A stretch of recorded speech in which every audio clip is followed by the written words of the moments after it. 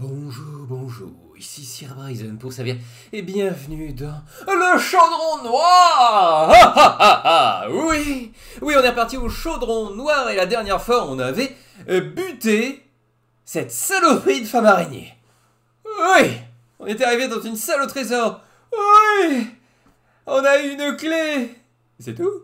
Oui, parce qu'on n'avait pas la grosse clé. On n'a pas pu aller chercher les super objets de la mort qui tuent, mais bon, c'est pas grave. On a récupéré une clé, potentiellement ça se permettra de débloquer quelque chose ailleurs.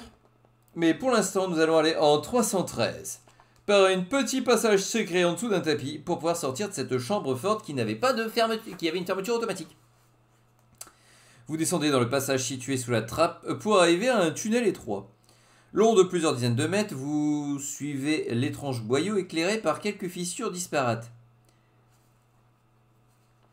Quand même, hein. Quelle idée de mettre une porte à sens unique dans une salle au trésor. C'est un piège pour piéger les voleurs, gamin. C'est la vieille astuce du monde. Je vais bien, mais pourquoi t'es passé devant, alors? Tu prends toute la place. Ah, parce qu'en général, les pièges, ils sortent devant. C'est bien la sortie, les pièges. Ah, oh. Ah ouais. Ah bah merci, alors. Pas de quoi, gamin. Fort heureusement, les inquiétudes du barbare sont infondées et vous continuez d'avancer sans encombre dans le couloir secret. À l'autre bout, vous grimpez des escaliers abrupts qui vous mènent à la tour nord. De nouveau à l'air libre, le pan du mur que vous venez d'emprunter pour sortir se referme derrière vous, ne laissant aucune trace visible de votre passage. Continuez en 10. La tour nord, je l'avais pas déjà visitée. C'est une très bonne question. La baliste gigantesque se trouve cette tour de garde est déchargée. Le sangle de fer qui attache la chaîne géante est cédé et celle-ci est lamentablement écrasée au quartier. Ouais, d'accord, on l'a déjà fait. On va prendre le kit d'escalade pour revenir à la plateforme d'atterrissage en 184. Ah oui, donc on va refaire tout le début en fait. Ça peut être sympa. En vrai, on est vraiment sur un labyrinthe. Hein.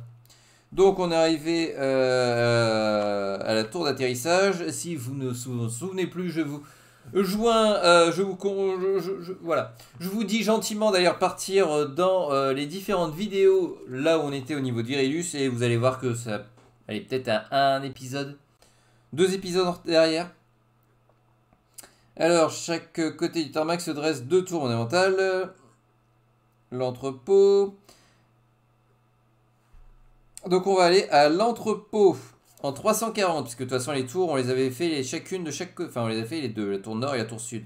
Donc on a dit en 340. L'entrepôt, on l'avait fouillé déjà de fond en comble.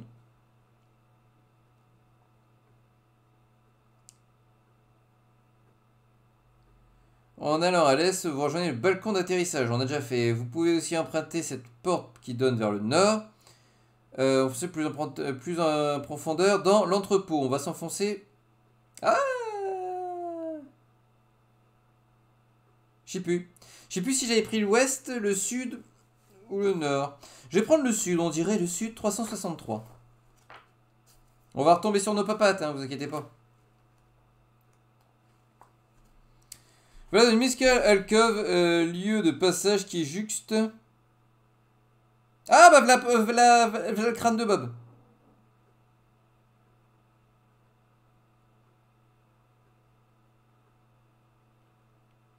On va aller dans la petite cour en 400. Et bah voilà, on est revenu à la petite cour. Alors... On a vu le lieu où il y avait Ripaille. Ça, c'est bon. L'appareil, on l'a vu. 363, on l'a vu, c'est la petite cour. On peut aller au croisement en 449. On peut aller 2 portes d'épée. Les 2 portes avec les chevaux. Ouais, dans la tour sud. Mais ça, la tour sud, on s'en fout. Bah écoutez, on vient de se faire un boss sur le dernier épisode. Pourquoi ne pas aller dans la tour où est-ce qu'il y a... Enfin, dans la porte... Ouf, bref. Allez, on va aller au croisement. J'ai pas forcément envie de me faire les bidets ou quoi. Quoique, on a vu on a lu tout du moins en faisant le dernier général qu'il y a des paladins et des centaures. Les bidets, c'est des centaures. Ouais, non. On va aller au croisement. En 449. Ah ah. On avance, chef. Vous entrez dans un couloir sombre. Quelques rares torches accrochées au mur ponctuent votre chemin d'îlot de lumière blafarde. Avez-vous résolu la situation du croisement ouest?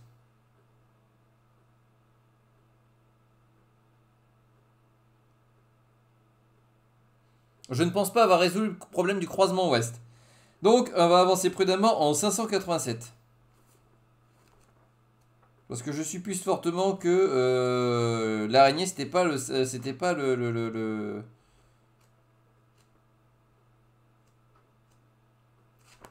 587. Je pense pas, hein. Progressez prudemment dans le couloir peu éclairé quand un stack fend en l'air avant que PB ne vous tire violemment en arrière. Et une deuxième stack brise le silence suivi de dizaines d'autres. Une pluie de coraux d'arbalète s'abat sur vous et les flèches filent à allure folle avant de se planter au hasard ou de finir leur course dans l'obscurité. Vous sentez certaines d'entre elles vous effleurer et c'est un miracle si aucune d'elles ne vous touche. Lorsque le flux incessant de projectiles s'arrête, vous osez jeter un coup d'œil de l'autre bout du couloir et apercevez un gobelin assis sur les épaules d'un second. Ces enfoirés ricanent. Le premier est à la manœuvre. Il recharge les munitions d'une machine de guerre étrange, mais apparemment meurtrière. Les mitrailleuses à flèches redoutables qui ne laissent pas la moindre chance aux imprudents qui s'aventurent dans le couloir étroit. Pouvez passer rapidement le temps qu'il réarme pour vous enfoncer dans le couloir ouest en 447. Ou revenir sur vos pas dans la petite cour en 400. Si vous préférez régler son compte à ce crachoir de mort que vous êtes équipé d'explosifs, allumez-les en 272. Si vous êtes en possession d'un arc ou de flèches explosives, vous pouvez aussi les utiliser en 272. J'ai un dard explosif, ça compense? Bah en vrai j'ai le dard explosif, c'est un explosif. On est d'accord. Ça me semble logique. Donc 272. On va balancer le dard dans la gueule.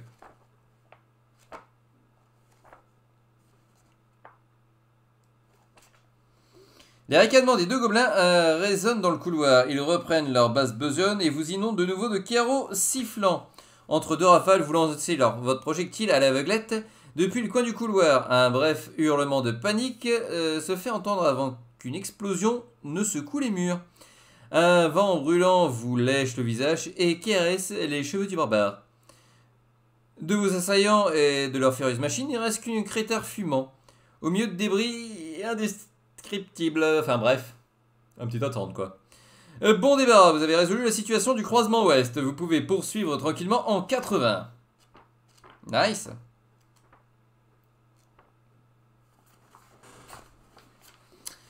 Alors, les restes de l'étrange machine de guerre jonchent encore le sol, désormais recouvert d'un ruau rougeâtre, poisseux et puant. Oh, ce qui reste des gobelins. Les deux gobelins ont été réduits en purée. Miam.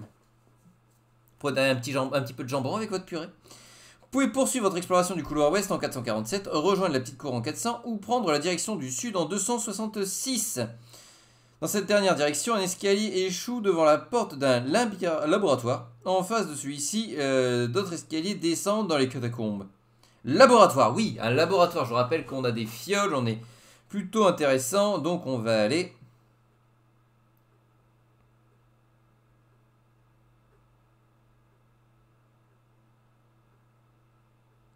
en 266.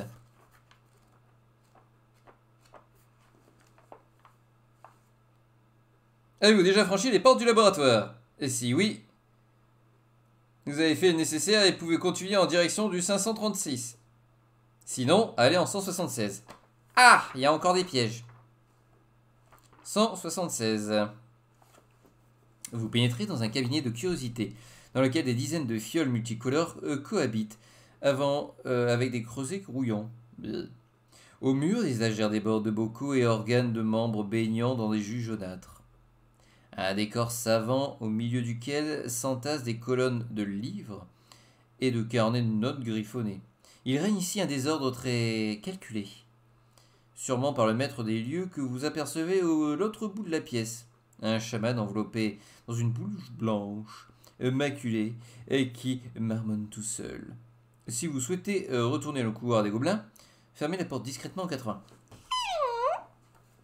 Si vous désirez parler au savant fou, risquez une conversation en 576. Si vous avez déjà visité les écuries de la forteresse, laissez une idée germer dans votre esprit en 495. Il aurait fallu que je le fasse, hein, les chevaux. Hein. Ah, je savais que c'était une bonne idée quand même. Bah, c'est pas grave, allez. On va... quoi qu'on peut faire le détour et aller aux écuries. En vrai, on reprend le couloir, on revient dans la cour, on va aux portes où est-ce qu'il y a les chevaux, on fait la mini-quête et comme ça on a l'idée.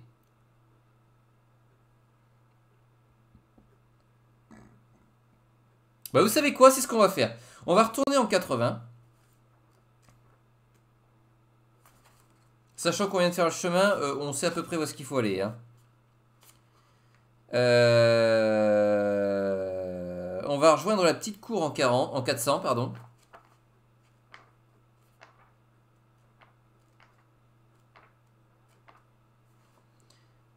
Et on va aller...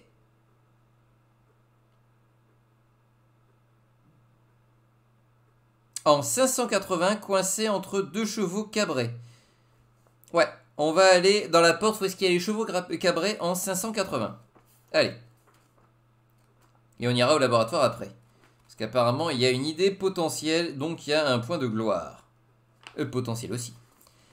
Alors, la forte odeur émane de derrière la porte et ne laisse aucun doute. Vous êtes dans les écuries de la forteresse.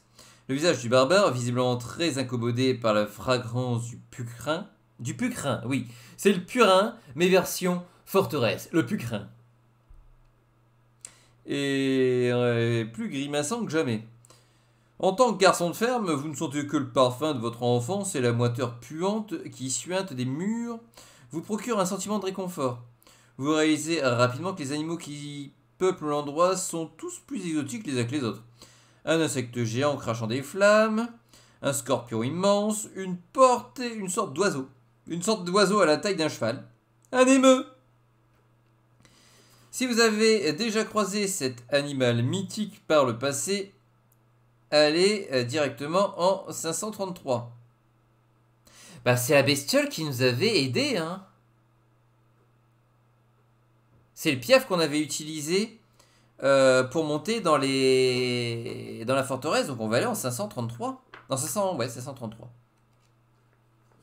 On l'a déjà vu, cette bestiole. Elle s'était même barrée une fois qu'elle nous avait posé. Vous reconnaissez immédiatement Mimine. Comment a-t-elle pu venir ici, victime de la razzia des troupes de Virulus lors de l'invasion sûrement? Quoi?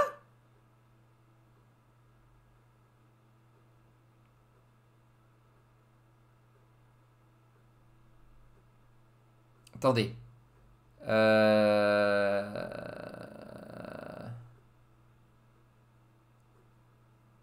C'était pas c'était pas...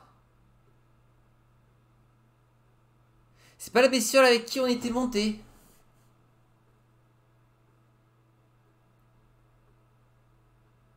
Oh.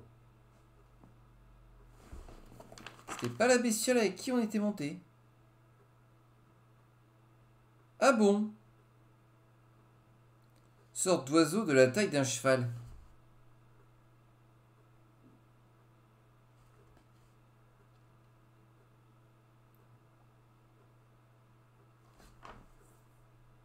J'ai un doute. Il s'appelait pas Mimile le machin?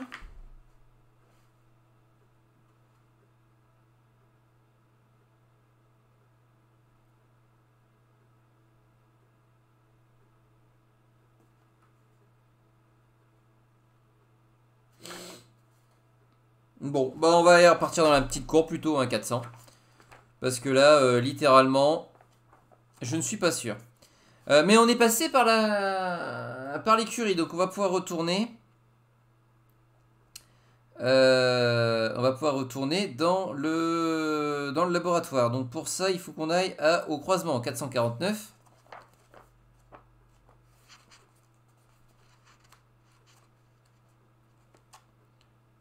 On est déjà BT les gobelins à la con, donc on repart en 80. En 80, on va dans le laboratoire. En 266. On fait le tour. Hein.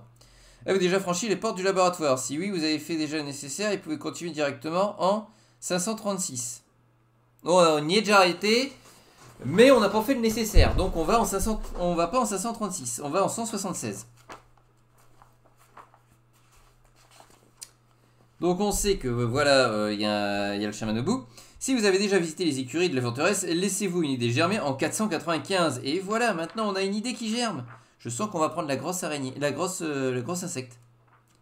495.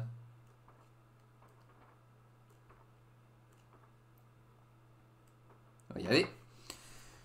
Vous refermez doucement la porte et demandez aux barbares de la surveiller avant de retourner discrètement aux écuries. Par chance, il n'y a pas âme qui vive sur le chemin et vous rejoignez l'enclos à émeu avant sans vous faire remarquer. Quand les mâles vous voient, ils vous saluent à bruissement de plumes et semblent se demander comment manger tout ce qui l'entoure. Vous le calmez en quelques caresses avant de saisir sa bride et de l'entraîner à l'extérieur. Cette forteresse est décidément un vrai moulin, puisque vous faites le chemin inverse en direction du laboratoire sans vous faire remarquer encore une fois. Le pépé se retient de rire en vous voyant revenir avec l'animal. Ayant compris votre stratagème, il entrouvre la porte du laboratoire et le force à entrer avant de lui flanquer une claque magistrale à l'artrein.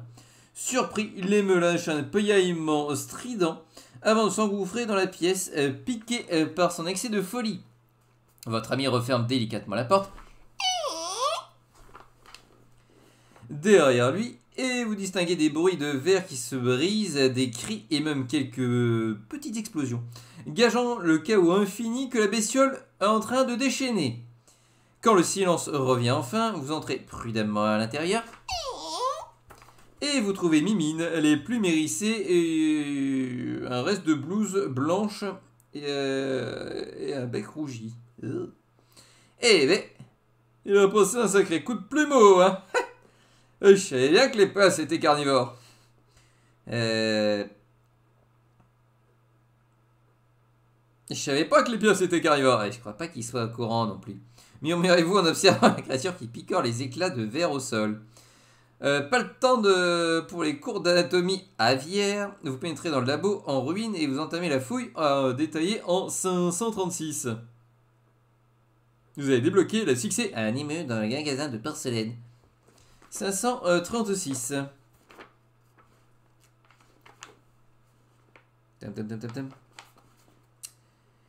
Il y avait un laboratoire ici, mais ça, c'était avant. L'endroit est totalement retourné, ravagé par ce qui vient de se passer. Seule la table des notes du chaman a miraculeusement survécu, mais il reste pas grand-chose d'utilisable. À part quelques fioles frappées d'une tête de mort, vous mettez prudemment les produits chimiques hasardeux dans votre besace avant de quitter le lieu en 80. Si vous avez le plan fait, survolez les notes de recherche du savant fou en 554. Alors je vais d'abord mettre le produit chimique hasardeux dans le coin. Produit chimique hasard.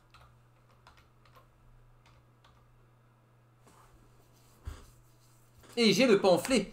Ce qui fait que je vais pouvoir lire les notes du monsieur. En 554. Parmi les paperasses innommables que jonche son bureau, une pile de laquelle est écrit « Recherche sur le chaudron noir ». Oh, c'est le nom du truc. Attire votre attention. Vous feuilletez rapidement les pages scientifiques qui décrivent les nombreux pouvoirs du chaudron noir. Il est écrit que l'artefact mystérieux est lié à la force vitale du maître des ténèbres. Apparemment, plus la capacité du chaudron à changer les gens en morts-vivants est utilisée, plus son lien se renforce avec le Seigneur Noir. Ou alors qu'il vous inquiète. C'est très inquiétant d'ailleurs. Chaque squelette réanimé par ce processus vient donc alimenter la force du Seigneur des Ténèbres.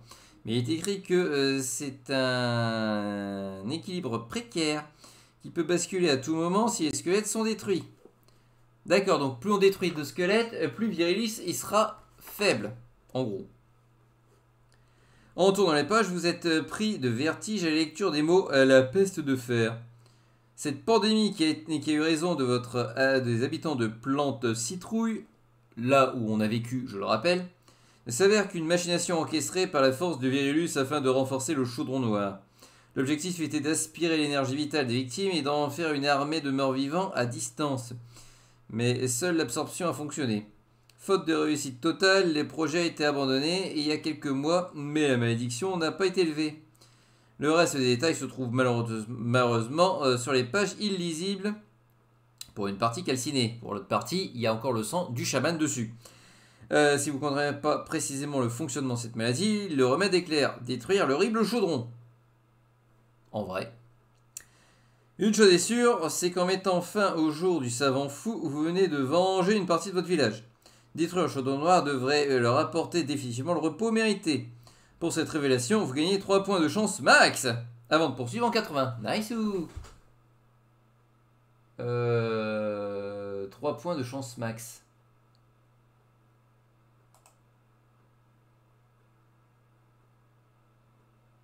Alors attendez, est-ce que je les rajoute là? Ou est-ce que je les rajoute là directement? Non, parce que c'est les chances max, donc c'est là. La vache, 3 d'un coup! Nice.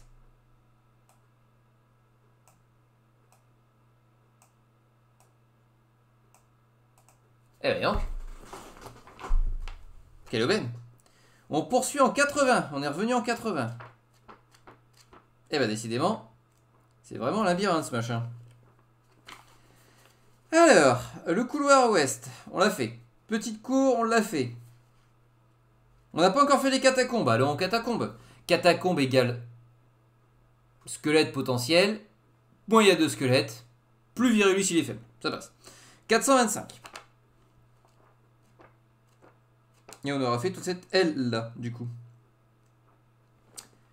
Avez-vous déjà exploré les catacombes? Si oui, poursuivez en 25. Sinon, 477.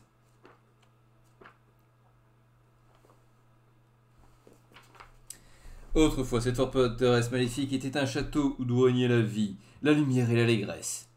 C'est du moins ce que vous peut s'inspire cet endroit qui fut, à n'en point douter, la grande salle de bal.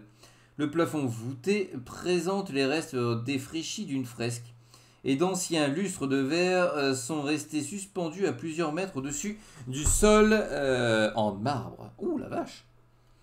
Le lieu est désormais dévoré par une obscurité humide que seuls contredisent les halos de lumière, dont vous ignorez les sources d'ailleurs.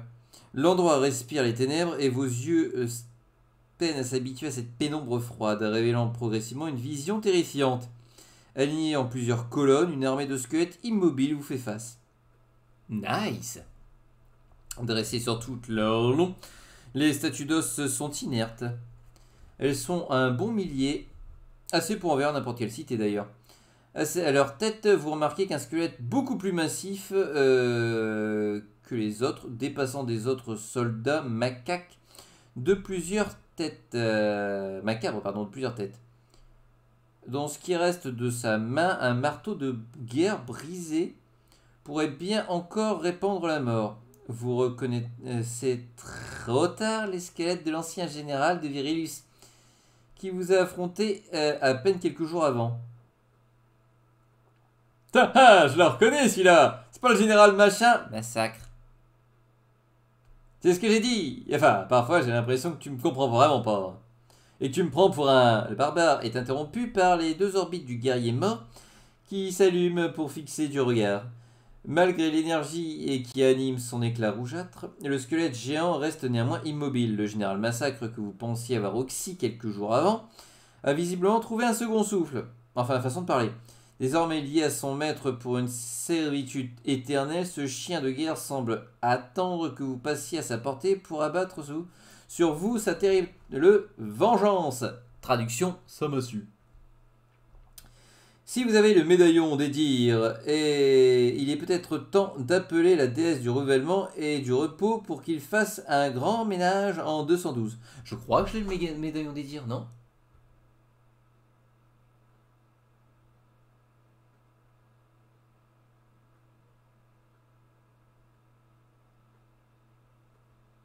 Je l'ai pas? Ça me dit quelque chose? Merde!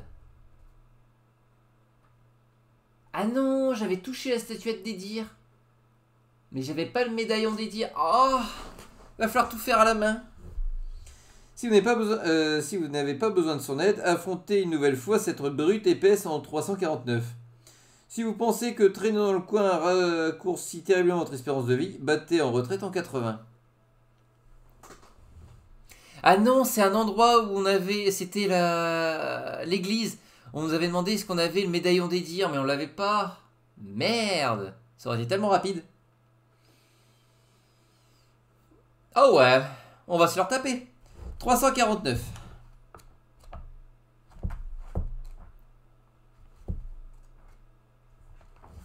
Lorsque vous approchez de l'immense squelette pour le tuer une seconde fois, il lève son marteau de guerre d'un mouvement macabre et se prépare à l'assaut. Habilité 13, PV 18, armure 1, dégâts 1. L'ancien général n'est plus, mais ça n'empêche pas d'être un redoublable d'adversaire. Heureusement, il est lent, il n'attaquera pas au premier tour. Étant désormais un squelette, il est sensible aux armes le contournant comme une petite massue ou une Morgenstein, qui lui inflige encore plus un dégât supplémentaire. L'arc en revanche est inefficace et lui inflige moins un dégât. D'accord. De toute façon, moi j'attaque à la lance, donc voilà. Par contre, il attaque pas au premier tour, il a une habilité de 13, lui il a PB à 4 et moi j'ai 7, 4 et 7, ça fait 11. Donc j'ai un DP de 2, ce qui n'est pas forcément des plus mal. Et on va lancer le dé la première fois sans qu'il me fasse de dégâts. Et je fais un 6. Avec un moins 2, je fais 5 dégâts sur le monsieur. Il est à 8. Et lui, il ne met aucun dégât. Maintenant, on commence. Je refais un 6. La vache. Bah dis donc. Donc je remets encore 5 dégâts. Ce qui fait qu'il est à 3. Mais lui, il va me mettre 3 dégâts. Sauf si je fais un 2. Bon, bah j'ai fait un 2. J'esquive l'attaque et je fais un cassé sur mon clavier. 3. Donc avec un 3, je vais lui mettre 2 dégâts. Il y a un chien. 5, j'esquive son attaque. Et 1, je lui mets 2 dégâts, donc il est mort. Et moi je fais un 5, donc j'esquive son attaque. Sa vengeance n'aura pas lieu. Cette fois, c'en est fini de massacre. C'est une bonne chose de faite quand même, hein. Mais... Fais quoi de cela maintenant? On peut pas les laisser comme ça. Clairement, ce genre de truc, il va... nous les mettre dans l'os, c'est ça? Je voulais dire nous retomber dans le coin de la tranche plus tard, mais joli. Maintenant, je trouve une solution, enfin, faire le malin. On pourrait les laisser là, non? Ils ont pas l'air vivants? Enfin, un mort vivant, vivant, quoi. Enfin, bon, tu m'as compris, quoi, merde. Ouais, mais... Si ces fils d'Oculsi... D'Occiput, pardon. Faut que je juste, pardon, aussi. D'Occiput se mettent à bouger, ils risquent de nous péter le genou avant... avec les leurs.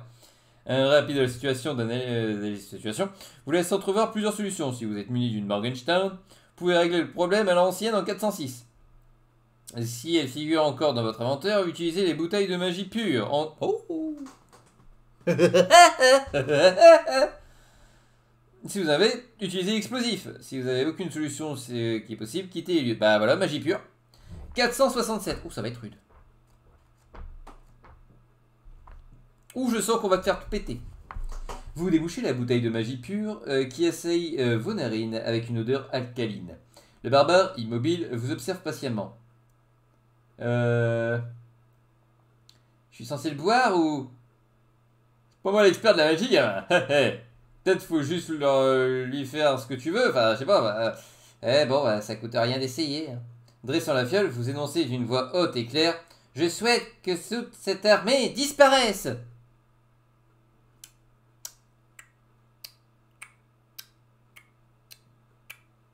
De longues secondes gênantes s'écoulent sans que rien ne se passe. Faut peut-être faire une rime? Je sais pas moi, c'est juste une... Le PB est subitement interrompu par un tourbillon jaillissant de la bouteille qui siffle entre vos mains. Redoublant d'efforts pour ne pas la lâcher, Vous la voyez briller de plus en plus intensément et cracher des étincelles colorées dans toute la pièce. Un éclair aveuglant vous force à fermer les yeux avant que l'énergie ne se taise. Devant vous, l'armée des morts commence à se désagréger en un banc d'os. Enfin, de sable. Sable osseux, quoi. Squelette après squelette, la toute-puissante infanterie se disloque et recouvre le sol d'une épaisse couche de poussière grise et glacée. Le dernier grain tombé enfin, et le silence recouvre à nouveau la salle. Eh ben, ça serait une superbe arène. Commente le barbare Ah non, c'est les barbares. Eh ben, ça ferait une superbe arène. Commente le barbare en passant ses doigts dans cette matière mortuaire. Plutôt efficace, bon ton truc, hein. Reste du jus dans le machin? Puis une goutte. Tant mieux. Vous abandonnez la bouteille avant de continuer en 25. Donc on a buté toutes les squelettes qui étaient derrière. Traduction, normalement, Virius devrait être moins costaud. On a perdu la bouteille, ce qui ça est assez problématique, mais bon, on n'avait pas de Morgenstern, donc bon, on va faire avec. Et on va continuer en 25, mais ça sera dans le prochain épisode. Sur ce, j'espère que vous avez passé un bon moment ma compagnie. Si c'est le cas, n'hésitez pas à commenter, liker, partager et vous abonner si ce n'est pas déjà fait. Ça ne vous coûte rien, moi ça me ferait extrêmement plaisir. J'espère que vous avez passé un bon moment à buter encore une fois un général. Bah à force de les buter et de buter leur version squelette, ça choque maintenant le squelette c'est un petit tas de cendres, enfin un petit tas d'os, un petit tas de sable. Au bout d'un moment il n'y aura plus grand monde à buter hein. N'hésitez pas à checker les différents liens qui se trouvent dans la description. Il y a pas mal de choses dans le Twitch, dont un Instant Gaming et dont un Tipeee si vous voulez. Vous pouvez soutenir la chaîne. Quant à moi, il me reste plus qu'à vous dire à la prochaine. Bye bye.